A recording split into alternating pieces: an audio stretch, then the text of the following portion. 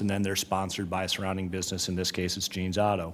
The team secured the Class A American Legion State Championship. No small task. There's some quality baseball being played in the summer in Nebraska. It's their first title since 2010. Their summer season, which included advancing to the American League Central Plains Regional Tournament, concluded with a record of 37-18. So a shout out to the Titans for an outstanding season, and even though, again, it's not a sanctioned title, that is certainly worthy of praise. So very proud of both Brennan and our student athletes at Papillion Vista South. On to a few other things, ladies and gentlemen. It is back to school time, of course. This is the start of our second full week of school. I just want to thank teachers, custodians, building services, everybody that worked so hard over the summer months to make that transition to the first week of school a success. There's so much work that goes on behind the scenes, cleaning and hanging up billboards and making sure classrooms look welcoming on that first day of school. So we're just very, very grateful for all the work that's going on there. It's just an incredible, incredible feeling to see our buildings and to welcome our students in gleaming facilities. As part of the back to school event, we always do the Foundation Gala last Saturday night at Beardmore Event Center. We hosted approximately 350 guests at our foundation event. I don't know how much money we raised, but it was a pretty good amount.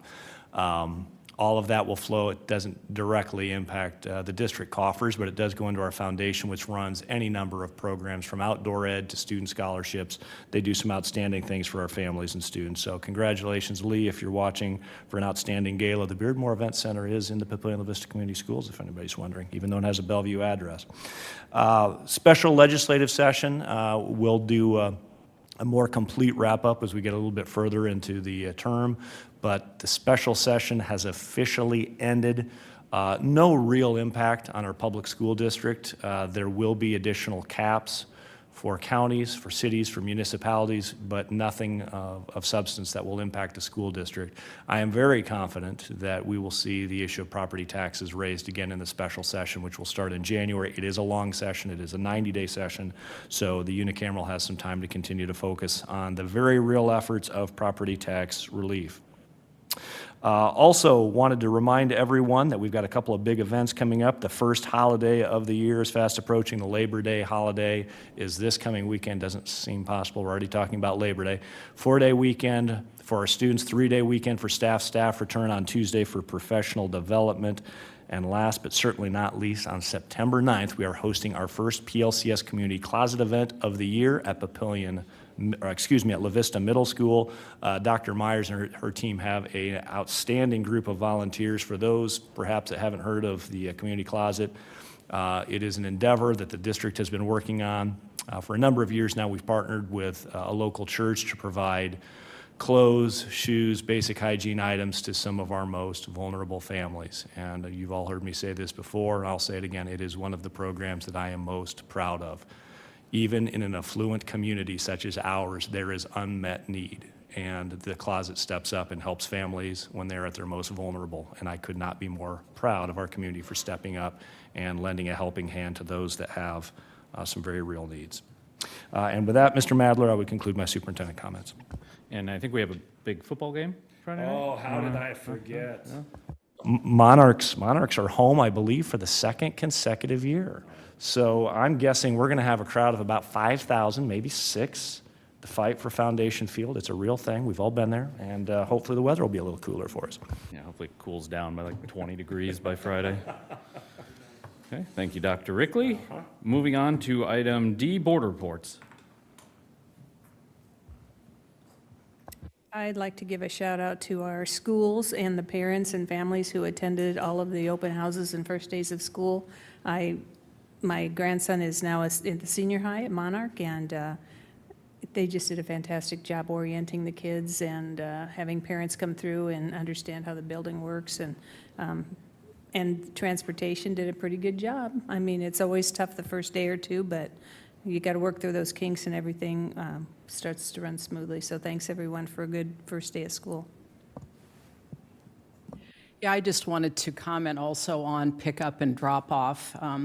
In my role as grandma now, I occasionally do pick up and drop off and at a middle school and one of the elementary buildings. And I've just been really impressed so quickly how Supervision has been great, safety has been a focus, things have run very smoothly, and, that little, how a child starts the day can have a big impact on how the rest of the day goes, and I see staff greeting kids and welcoming them into the building.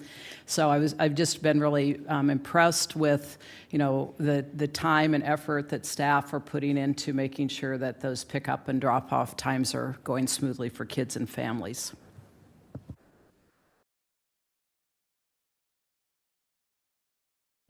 Any other board comments? No? Okay. Moving on to item E, committee reports, buildings, grounds, and finance. Yes, we met last Friday morning. Majority of what we discussed during that meeting is on tonight's agenda. It'll be on an agenda in the near future, but the really biggest piece we spent the majority of the time on is item B under section 4, our annual budget and tax parameters. So we'll look forward to that discussion this evening. Okay. Human resources and student services. We met on August 19th. Our agenda items are also on today's discussion and agenda action. Do we have an action item? No. But we talked about the 8,000s. We went through that, and there's very few changes right now, but there may be more to come because it's discussion tonight. We'll see the student enrollment preview and staffing updates, but good meeting overall. And curriculum and Americanism. We have not met. Okay. Moving on to item 3, action items, action by consent. I'll make a motion to approve the action by consent as presented. I'll second. Okay, we've got the motion by Ms. Fisher and a second by Mr. Bailey. Roll call. Ms. Wood, Yes. Mr. Lotus, Yes. Mr. Madler, Yes. Ms. Fisher, Yes. Ms. Witt, Yes. Mr. Bailey. Yes. Motion carried. Thank you. Moving on to item B, new elementary guaranteed maximum price. Mr. Richards. Thank you, Mr. Madler. We did get a guaranteed maximum price from Boyd Jones on the building of the new elementary school over in Granite Creek. That bid came in at $21,363,175, which was under the construction budget that we put to them, which was good. I appreciate all the transparency and information that Boyd Jones provided to the district in regards to each bid, and we feel good enough about the bid, and it's within our range to recommend this to the Board of Education tonight to approve, as the motion recommends.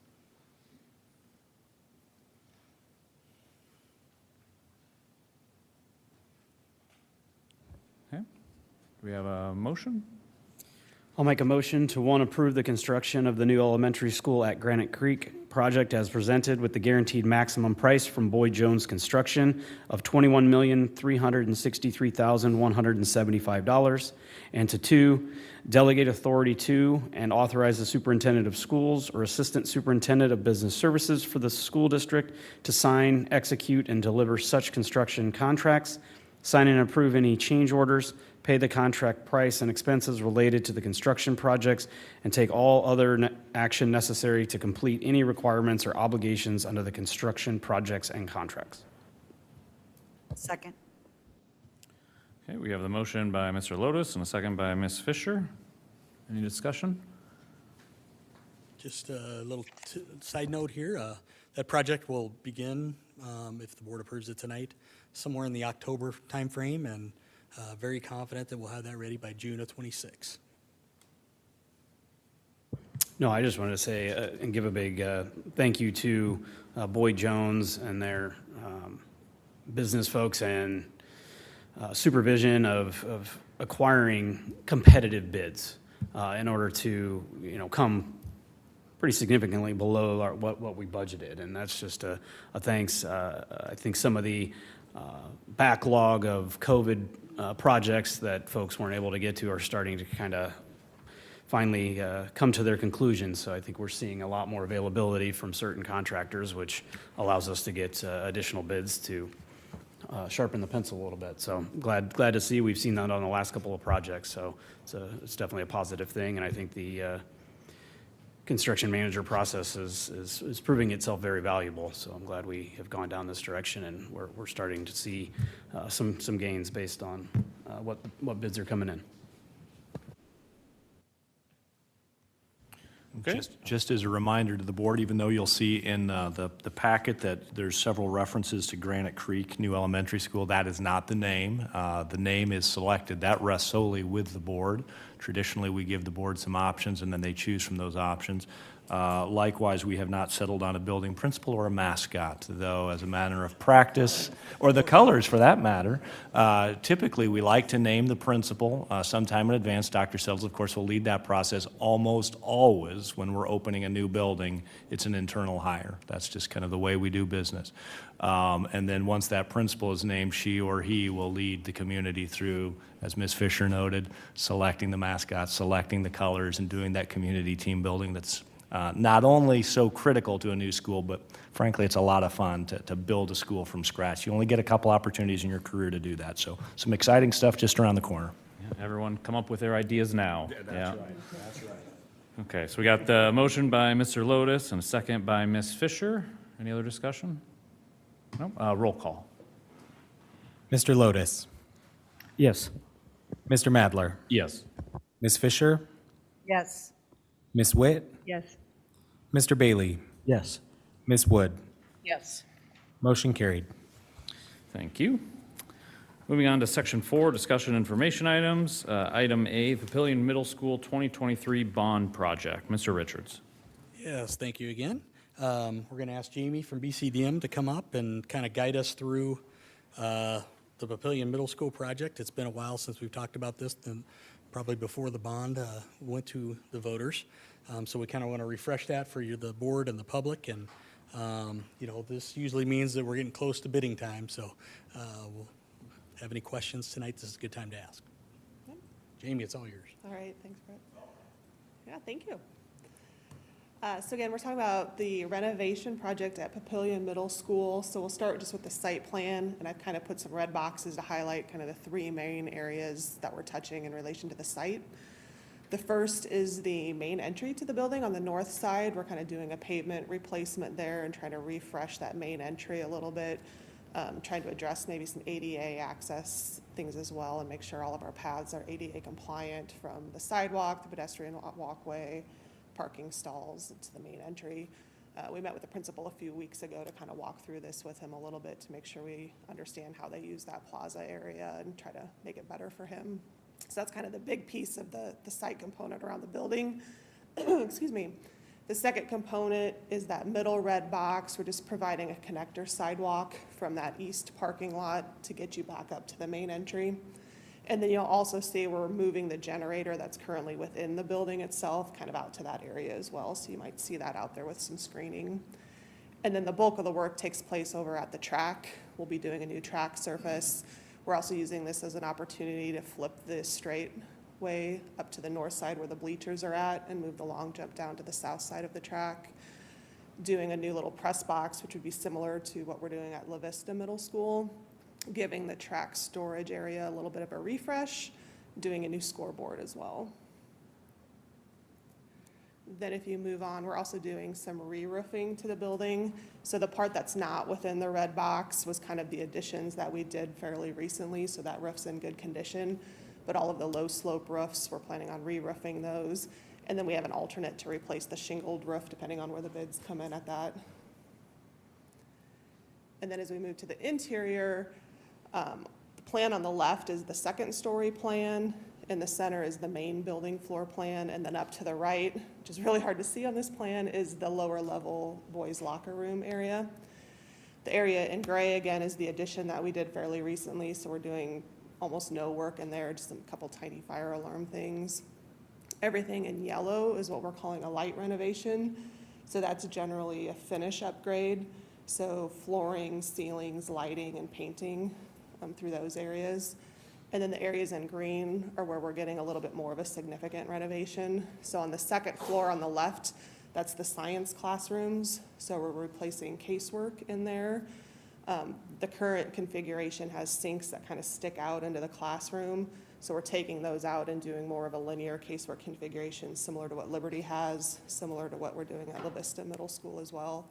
And we'll see that a little bit in the fly-through when we get to that. The bulk of the work you'll see is the, kind of the locker room and gym area. And so I can talk through that when we get there. So, yeah.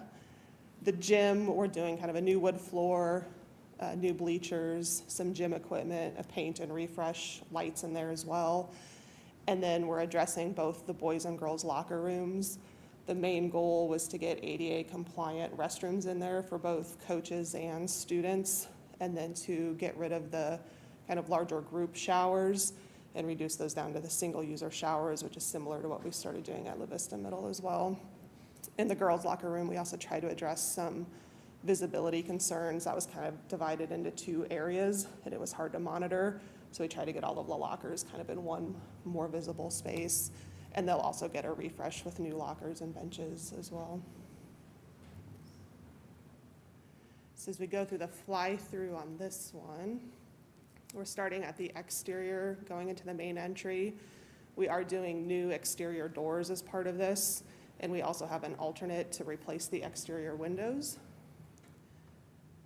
As we come into that existing commons area, there's an existing skylight there that we're taking out as well as part of the re-roof. And we're coming back in with clerestory windows and some kind of light fixtures that match what we did at the last edition. This is going into the gym. So again, it'll be a pretty big refresh in here with a new floor, new bleachers, some gym equipment, fresh coat of paint, some new lights. We didn't show the locker rooms in the rendering. It's a little hard to show them because of the configuration in the lockers, but again, that's a big part of the scope. This is showing those science rooms. So again, the casework on the exterior will be similar to what you see at the other middle schools. And it provides just some more flexibility for those tables to be either in the center of the classroom or pushed up against the casework. This was one of the requests from the staff as well, which was just some music storage in the instrumental music room. So this is kind of just showing some of that casework that we've proposed in there. And again, this space also gets the refresh as part of that. And then same with the media center. It would be new carpet, paint, flooring, lights, ceiling. And then as we come around the corner, the last corner around here, you'll also see a new media center reception desk as part of this. And again, that's similar to what was being done at La Vista Middle too.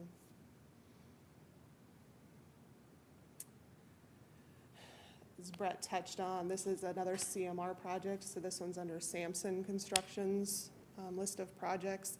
It's out to bid now, so I think we anticipate kind of mid-September starting to see those numbers come in. Yep.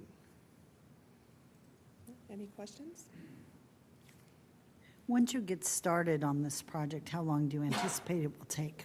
I think both of the middle schools, we are anticipating like August of '26 being ready. So we'll have them done a little bit before that so you guys can do what you need to do on your end. Yeah, great question there. And you know, at our retreat, we'll spend a lot of time with the board talking about our updated schedule, which is still looking very good. We're ahead of schedule for elementaries. We're on schedule for these new additional projects that you've approved here the last few months. So things are looking good, but we'll kind of share that schedule with you so you can get a refresh on that too.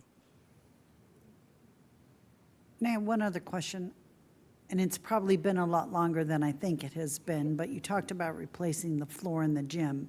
Wasn't that floor replaced after the flooding in there that we had? That was La Vista Middle. No, that was La Vista Middle, okay. Yes, I just want to be sure I'm on the, getting This- right. This floor, I think I played on when I was. Oh, in you're, college. no, That's a long time ago. yeah. All right, thank you. Yeah, it'll be exciting. I know when I was last in there, or when I was in there a couple of years ago for the first time in probably 20 years, I was surprised to see that even the branding, you know, when they switched from the Monarchs to the Titans, not everything had been updated to the blue, and now you got the Yes. maroon clashing with the blue, depending on what was updated where, and those two colors don't look great together. So that branding in the schools, it just looks that dated. So I think it'll look really nice when we get everything refreshed and updated, because, yeah, I think some of it has been pretty dated for a while. Okay, any other questions, comments? No? All right, well, thank you, Jamie. Thank you. Good seeing you. Okay, moving on to item B, 2024-25 budget and tax parameters. Mr. Richards. Okay, great. Well, we are well in the start of the budget season here statewide, and the budget parameter info tonight I'll give you is now official as of August 20th. So valuation increase of 9.36% district-wide, which the state aid decrease is basically based on last year's state aid decrease of, like, I think it was 13%, if I remember correctly. So you see a huge state aid decrease at this point, $28,672,225, down to $21,053,217. That's $7.6 million less than 23-24. That's a decrease of 36%. So that's the highest I've seen since I've been here for sure. The good news is, I mean, if everything were to stay the same, which I don't expect it to, with the legislative session coming up, since there's so much emphasis on trying to fix this TIOSA formula and state aid. You know, we're getting to a point, I wish they would have done this a few years ago, because we're getting pretty close to being unequalized as a school district. When I say that, our floor is about $18 million for foundation aid. So they added that foundation aid component with the special ed money. Last year I think it was started up. So if you look at 21 million versus 18, your state aid can't go drop past your foundation aid of $1,500 a kid. Okay, so we have one more year, possibly, or 2 years if it all stays the same, of being an equalized school district, and then we could start giving our taxpayers some relief when we get these big valuation increases. So we don't have to make up for that big state aid loss. So that's exciting, I guess, if we hope the legislature maybe continues down this path, let the governor's cap work for a few years, see what happens here to property taxes across the state, because I do think it'll work if they have a little patience with it, because we're not the only district in that boat. The first real year, I call it, of the property tax cap of 3%, because of the special ed money being counted in the formula for the property tax cap, which I'll get to here in a little bit on why that's different and how that affects the year 2 of this thing. We have a maximum asking between our special building fund and the general fund of $88,596,784 this year, based on that cap, okay? We have a budget authority this year, about a 2.6% increase of $165,550,716. Property tax 3% cap effects. I'll get into this a little bit. If you have any questions, I'll do my best to answer them. You're looking at the general fund as part of that tax asking, and we're going to ask $86,996,784 if the board so chooses. We recommend that, which includes the 1% county assessor will receive for tax collections. Property tax request for building fund, we drop at about $420,000 this year from a year ago. The reason for that is we're getting at a lot of the projects that we did the $2 million for at this point, and a lot of our bond is taking care of a lot of those projects. So we still want to keep money in that special building fund to finish up our irrigation projects, our ESCO projects, those types of things. But you always have years where you have multiple boilers that could have an issue, those types of things, and that's where we currently look to address those issues. Totals from general fund, property tax, and state aid in 23-24, you can see $109,680,476. Totals from general fund, property tax, and state aid in 24-25 has actually gone down, okay? That difference has to do with that special education money not being part of the formula in year 1 last year. Now it's a part of the formula, so it takes up some of the revenue that you would normally ask for the property taxes and state aid. So basically, we'll get more revenue from the special education side than we did in the formula for this year compared to last year, okay? So last year, the formula had the previous years before the governor put in the special ed money into it, if that makes any sense. It's hard to understand, but that's what's happening here. It's a one-year issue only. We all agree as business managers across the state, we should be back to a full 3% revenue in 25-26. We did plan for that in 23, 24 a bit with our revenue asking, knowing that we would be a little short this upcoming year. So it shouldn't be an issue for our school district. This includes staffing and salary increases as approved by the board. We want to keep with our $1 million to the depreciation fund for sustainability of technology. It includes an additional $550,000 in federal Title I dollars.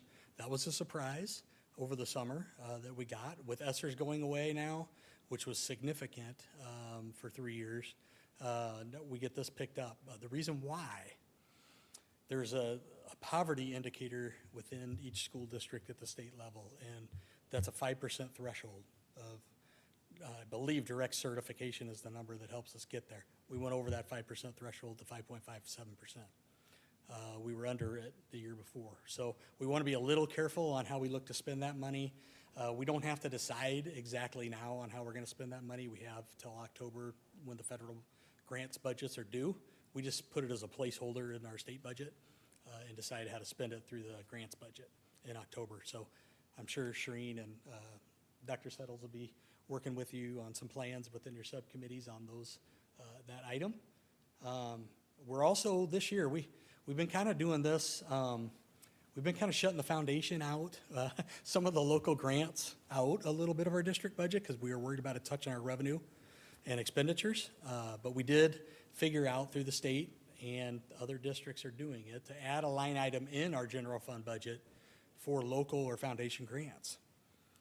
That is a game changer for us a little bit, I think, because what happens is if we get a local grant, like the Manilow Project for Instruments or things like that, we usually kind of push it over to the foundation so it keeps out of our expenditures. Well, they have to pay property or sales tax for it, number one. Number two, it's hard for them personnel-wise to be able to make all these purchases all the time, whereas we have our staff ready to do that. So those two things are really going to help, I think, in this instance. So I'll show that in the budget hearing, and I've already talked to our Buildings, Grounds, and Finance Committee about that line item. So it'll basically be an in and out account. So we'll get a grant in, we'll spend it, we'll have a grant we know we're going to get, we'll spend the money, and the foundation will reimburse that grant, is the way it'll work. It won't touch our expenditures or revenue for the general fund through this manner. Other districts are already doing that. So something new, I think we learned as a district that I think will really have an impact as we move forward. Oops. Tax levy information, everybody's favorite topic. Estimated overall tax levy, we're expecting about a cent decrease in our levy once again this year. You can see the recent tax history. We were able to have a big decrease last year because of that additional state aid money, or special ed money that's coming through the district through reimbursements. Pays for what we already had been paying for, but it allows you to drop your property taxes in lieu of. So excited about at least a cent of total levy drop. And hopefully we'll get some changes at the legislature to continue to look at that disparity for our taxpayers in our district that they face every year by that drastic loss of state aid. That doesn't allow us really to drop our property taxes as much as we should be dropping our property taxes, or could be dropping our property taxes. So we're getting close under the current system, and if something gets better with property taxes, everybody will be happy there too. I'd be happy to answer any questions you might have on this particular year's budget. We're looking at about that 2.6% increase. When you think about our expenditures, we're about 85%, 86% staff salaries and benefits, so there's not a lot of room for a lot of things. I really appreciate our subcommittees finding ways, and Dr. Siri and Dr. Settles and Dr. Rickley, of course, in the discussions of figuring out how we can get our strategic plan initiatives paid for, those types of things, because those are important things that we want to be able to do for our students in our community. And we've been able to pull those off even with kind of a tight budget and revenue situation. So.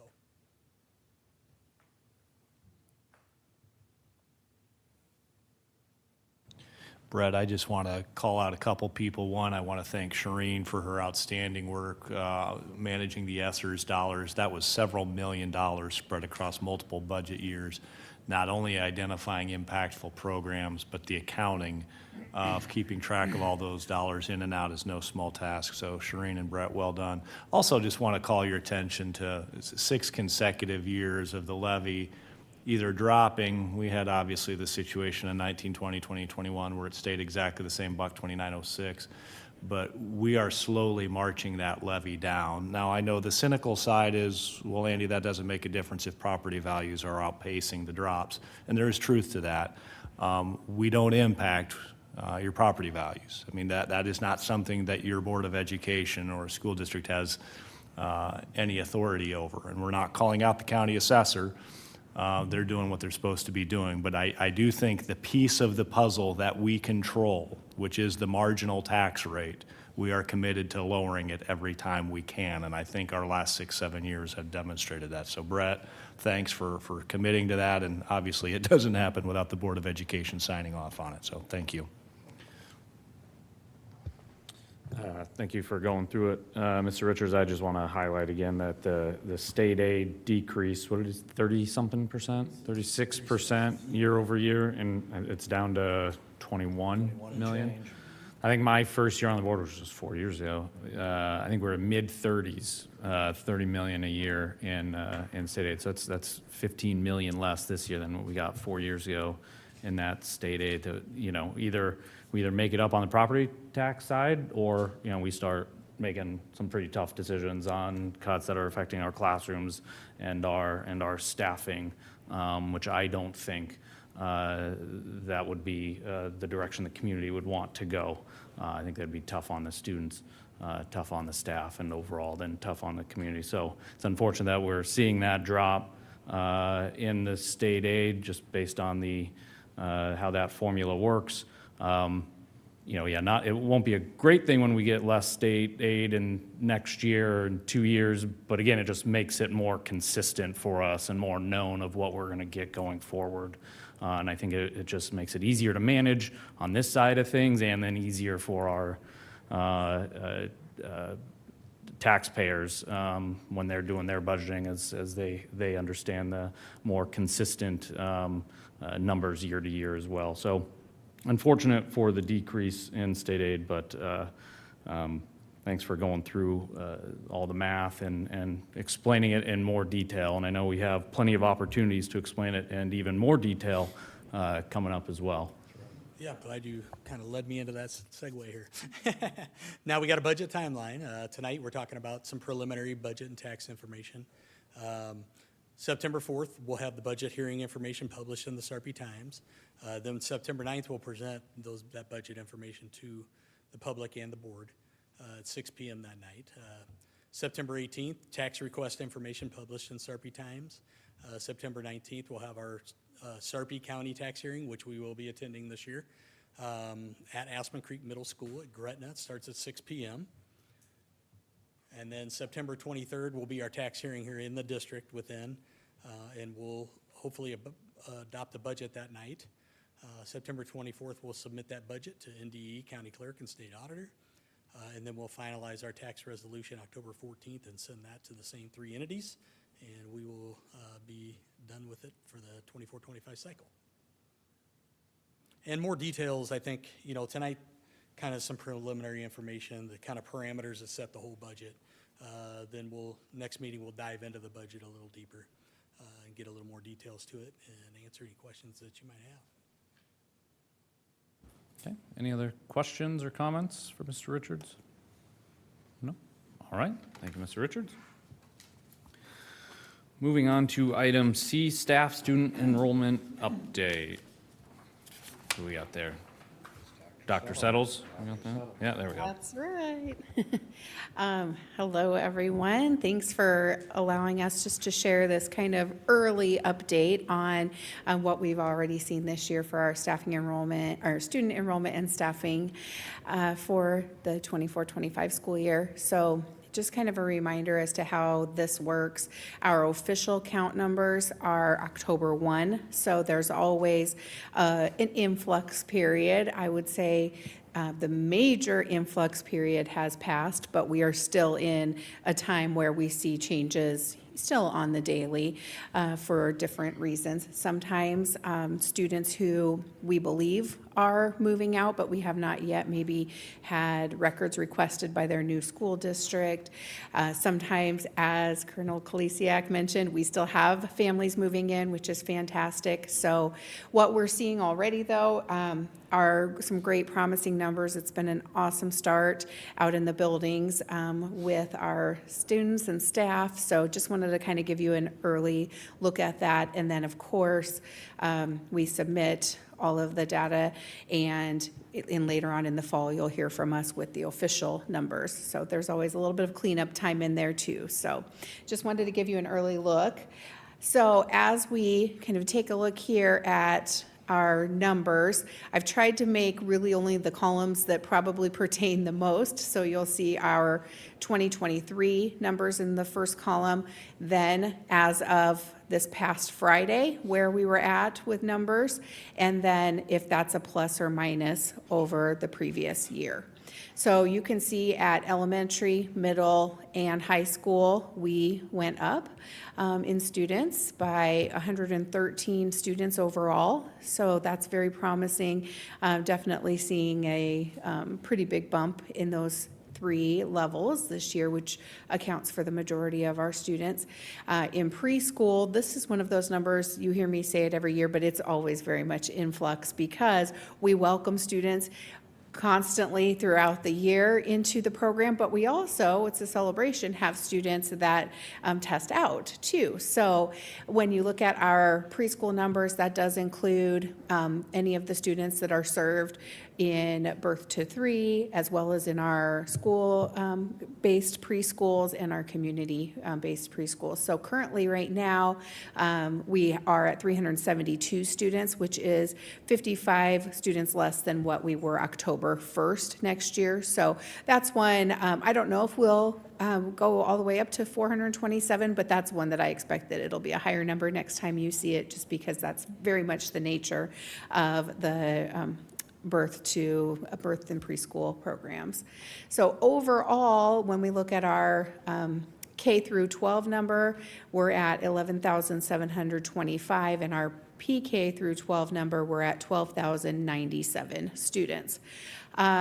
Class size numbers have looked pretty good. We're still in the 19 range for elementary. I'll report on middle school and high school, obviously, to you later on as well. That's one that definitely has some things that change in those first few weeks of school too. But all of these things that we're keeping a very close eye on still as we get into this year. And just excited to see that it looks like we are continuing to rebound after the dip that we had during the COVID times.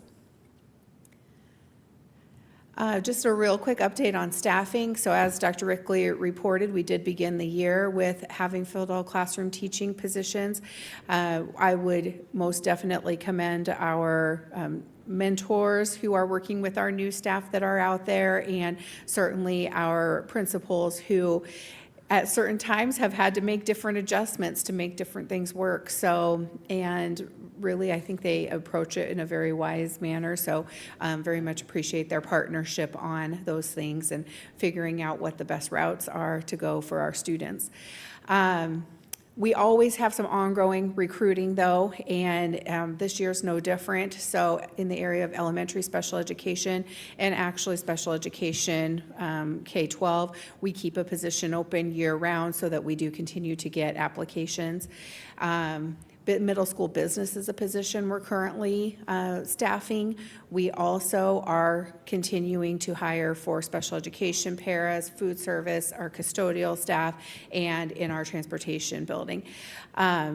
Whereas we are doing better than we have in the last couple of years, we just continue to see those keep getting better. We also still do have ongoing staffing challenges, especially in some of those classified areas. So we certainly are still interviewing and welcoming staff every single day, and we won't give up on those. We'll keep going, keep continuing to have recruiting events, and keep hiring. Couple of just quick points with the efforts that with Goal 3, which are all centered around recruiting and retaining staff. We always love to hire on our student teachers, and this year was no different, that about a fourth of our hired teachers did come from our group of student teachers from the previous year, but we also welcomed back some student teachers that may have student taught with us long ago, or some staff that maybe had stepped away from education or from the district and came back, so we're excited about that too. This fall, we have 63 practicum students and student teachers in our buildings, so that's a great number. Of the practicum students, we're always excited to have them come on as student teachers for second semester because they love what they see and what they get to experience when they're working alongside the teachers in their final practicums. So our group of student teachers in the fall is always a little bit smaller than what it looks in the spring, but collectively to have 63 practicum and student teachers, we're really, really excited to welcome all of them, and they're doing a great job representing maybe 6 or 7 institutions that we work with. We love always making our ongoing connections with Education Academy. Just last week, we had our seniors right here in this room, and they are now beginning. Just today was their first day in the classrooms in their internships. So that's always fun and exciting to see the areas that they're choosing to go into. We did make an update to our staff referral reward program where we had an item we were giving out previously. Now, when you recommend somebody and they stay with us for at least 6 months, there's $100 for staff. So that's been a nice little recruiting tool, and we'll be excited to see how many of those we're able to award later on this year. We continue our pair-to-teacher pathways. We've got several of our students that are in the second year of the Peru State program. You may remember from the Midland program, those paras that went through that are actually starting their second year as teachers. So that's very exciting. And they're being very successful. So our paras certainly have a great idea of what it takes to be a wonderful teacher, and some of these programs really have been a great fit for them. We did make a sub-teacher increase, and along with several others in the metro area, but we also kept an incentive. So when our subs work a certain number of days or take on long terms, there's actually some additional incentives in it for them at the end of the year. And that's been very well received by them. They very much appreciate that recognition. Mr. Bell continues to work with our principals on paraprofessional onboarding plans and really making sure that when we are able to staff our paras in buildings, we're also doing things within the buildings to retain them, because it's not easy. They're not easy jobs, and to be able to go into those jobs and know that you have a mentor and you have somebody who's going to help you train and have better success as you're continuing on in that role. So he's got some great plans going with that, and working hand in hand with our principals. We also have, we contracted again this year for several RBTs, or registered behavior techs, and that's been very successful already early on in this year, and perhaps something that we will continue to be able to do, and that has been through our special education department and a contracted agency. So just wanted to highlight a couple of those items and give you just an early look as to how things are going. So if you have any questions, I'd welcome those. Do we still have full-time substitute teachers, and how many do we have? We do. So that number, I believe we budget for up to 10 of those. We currently have 7 of those. And sometimes when we have, this is a great question because it's one of our strategies for filling where we're in need. So we've been utilizing the RBTs, as well as some of our floater subs will go right into a position. Let's say that we have a building that has 3 or 4 para openings. They go into that building regularly then to be able to serve and help out in that area. So it's one of the strategies that we use that is very much appreciated. I appreciate all your hard work. I work up at UNO, so I was talking to some people up there that have children in the very large school district just to the north of us, and I know they are having some staffing issues, and she was talking about, how difficult it's been for a few things for her kids, and made me appreciate more everything that you all are doing here, and to be as fully staffed as we are is fantastic. So I do appreciate that. I also, the Ed Academy, my wife, I think, has a student that started there today, so I'll be anxious to hear stories, see how the student is doing, but I think my wife is looking forward to working, Yes. working with her, yeah, so. Yeah, for sure. So I have a question more, I think it might be budget, but it might be both. We get 1,500 per student, is that correct? In Foundation aid, Yes, but pre-K is not included in that. Correct. It's outside of, because the Constitution says K-12. K-12. And pre-K is outside of budget. So how do we Correct. pay for them? How do we what money is used to fund our pre-K programs? I believe we do get some back. What are we, 30%, Dr. Siri, for preschool reimbursements? Only For through, certain students that only through qualify? SPEDers, special education, but not for preschool itself. The returns really come on the other side of things, I think, it's just an investment that you really see later on. There are also, besides the special education reimbursement that Ms. Siri talked about, the district routinely goes after grants, sixpence, for example, expansion grants, for grants. example. So the district is heavily subsidizing our early childhood program because there's not necessarily those dollars that follow K-12 students, but we try to make sure that no stone goes unturned in funding our early childhood Which I think program. is a huge benefit to our community to be able to do that without that being funded through any other source. And they don't get transportation or anything, so it's like a real value add for the parents whose kids are going to those programs.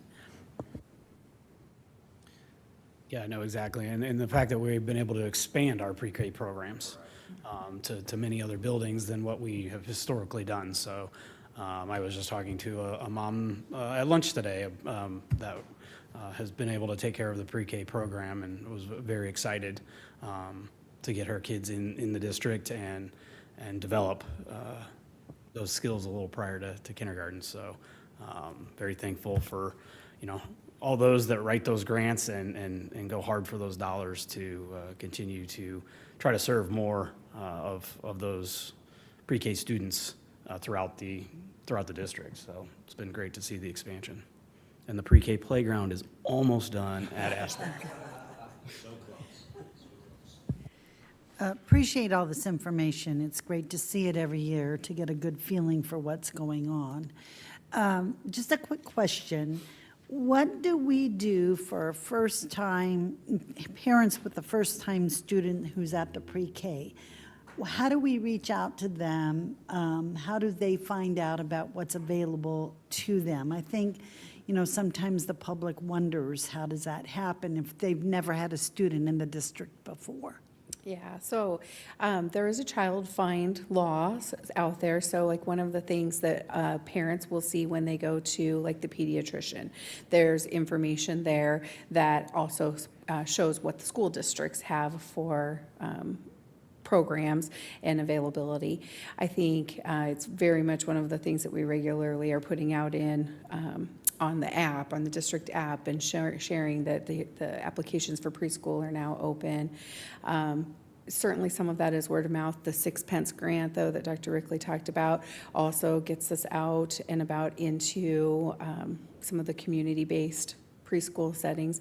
I mean, we've got obviously staff that are out working with students from the time that students are born, and then it's such an easy transition by the time they're getting to the school, to be school age, because they already know a lot of the providers that are working with them.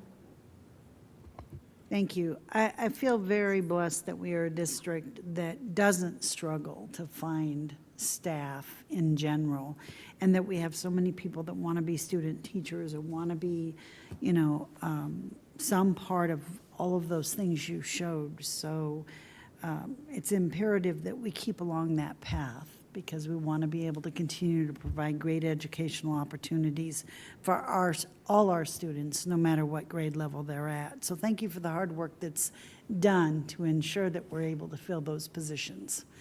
both from a budgetary standpoint and from all the hard work you all put in to make sure that they're filled. No, I'd like to echo that, Ms. Fisher, because, I mean, staffing is so crucial to those factors, but it also is essential to keeping our standards of class sizes. I mean, if we need 2 sections and we only have 1 teacher, we're now combining classrooms, and now instead of 18, 19, we're pushing 30, plus in an elementary. That's not exactly the most optimal learning environment, let alone additional stress on a teacher, or we need additional paras in order to support that many students in one classroom. So I just wanted to echo that and thank you. You hear my spiel, and you don't have to hear it as much not being on the HR subcommittee on just how impactful, keeping our class sizes where we've historically had them, and how important it is to many board members, but as well as to the district administration and building principals and throughout the lot. So it is extremely important in this district that we keep that standard. I do believe Dr. Rickley said we were working towards being the greatest school district in the United States at the gala, did you not? I'm pretty sure, yeah, I'm pretty sure we are, yeah. Dr. Stiles, I do have a couple questions. Back on the student growth number, I know we spent a lot of time on option enrollment changes over the last couple of years. For the growth that we've seen, how much of that is like in district versus have we seen many changes to the option enrollment kids coming in?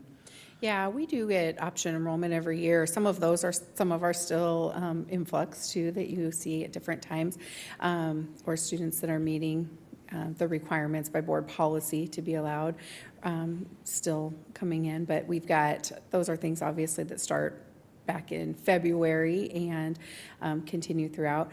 We are certainly capped in many of our areas too, though, that we're already at capacity, so we're not always able to grant requests to come in. What we tend to do when that happens is work with a family and say, we would not be able to grant that request, but we do have availability in such and such other location. And, we always want to try to be able to make something work for people if we can, so. Okay. Then on the behavior, it was the last bullet point for the staffing for the behavior tech. How many of those were we gonna go for the first time? And then was it gonna be like a trial in a building with see how it goes with having behavior tech in a building and see if we want to expand it? Or can you talk through getting those, kind of getting that role filled? Yeah, so for right now, it's been a great strategy where it is a little bit of a trend, I would say, out there that, and we have some of our great paras who have gone on to get their RBTs and maybe working for agencies that have them. So when this began to see something that we realized we could be using as a strategy to support in the schools better, we began trialing that last year. So I think right now we currently have 3 RBTs. What I would say with those is they're not necessarily new items, because in those areas we probably don't have paras fully staffed either. Although, and people who have worked in other districts will tell you, we do staff paras pretty heavily because we recognize that keeps funds very, very close to those resources for students. So they're some of the closest resources there. But I definitely think that's something in the RBT world that we're seeing some real success in, and I would guess it's something that you'll continue to hear us talk about.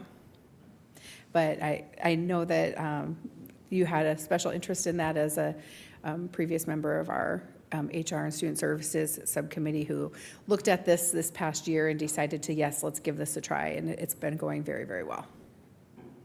I appreciate Mr. Madler's question about behavior techs and what we're doing to support that. More conversations to come, but for any of our staff or parents that may be watching at home, we know based on the survey data alone, much less looking at some of our internal data, that behavior is a top priority for many parents. It's a top priority for many of our staff. And we briefed the board just about 2 months ago on some of our internal data that we're looking at relative to behavior data, because I think the question that our staff, that our parents, our community members ask us a lot is, are we unique and is the problem getting worse? My off-the-cuff answer would be, I do not think Papillion La Vista Community Schools is unique in dealing with behavior issues. And I think the issue is changing. Is it better? Is it worse? Is it about the same? That's a rather subjective question, but there's no question that behavior needs have changed over the years. So one of the things that the board has asked us to do is pull that data back together for them and present in the month of September, I believe. So if you're even remotely interested in doing kind of a deep dive with not only some of the data, but how the district is addressing student behavior in the classroom, which we know is a top concern, stay tuned. The board has charged us with bringing that back next month. Thank you all. Any other comments? No? Okay, moving on to item D, policy 8000, board organization and operation. Dr. Settles. Yes, this is me again. So you will see in here, as we've taken some time to look through the 8000s, last year, the HR and Student Services Subcommittee did a pretty big look at the 8000s policy, so you're not going to see many changes at all, but two items to bring your attention to, which would be policy changes. In the 8000 philosophy statement, that's just a slight change for consistency. You'll see, and I think you're already going to see another change because I noticed we have a little name issue on there. So thank you for pointing that out, Ms. Wood. But that's just a very slight change just for consistency to make sure that we've got that the same throughout the policies. And then 8411, the notice of meetings and consent contents of the agenda. There are some language to bring up to date with the new regulations. It doesn't change a lot of the ways we are doing things, but will allow for some flexibility if there's the need would ever arise, but we're not planning to make any big changes as far as that goes. But just brings us up to the new regulations.